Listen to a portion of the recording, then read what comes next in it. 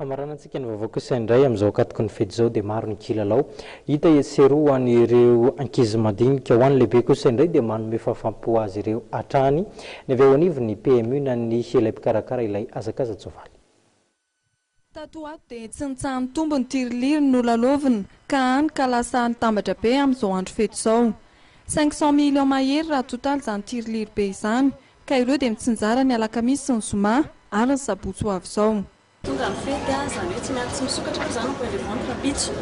Fa manomboka ny alakamisy kosa dia misy tiriliry ho zaraina zany hoe mahery 500 millions ny alakamisy misy 25 millions ny zoma 35 ary sabotsy 40 ireo zany ny cadeau de Noël atao PMU antsika rehetra ny fety ity. Lalao quinté plus izy zany hoe mitady sifra dimy zay ny lalaovana anazy. Dia afaka maka amin'ny programme rehetra ety amin'ny point de vente moa zany alaina maimapona ilay izy ho an'izay mbola tsy milalao PMU Madagasikara zany dia mampirisika antsika rehetra ilalao fa vola ho zaraina ho antsika rehetra dia mirary fety sambatra sy taom-baovao sambatra ho antsika rehetra. Aza dino ary ny maka ny programa izay alaina maimapona amin'ny alakamisy izao fa farany taona ity ka ianao no amarana ny isan'ireo lasa milionera tamin'ity taona 2024 ity.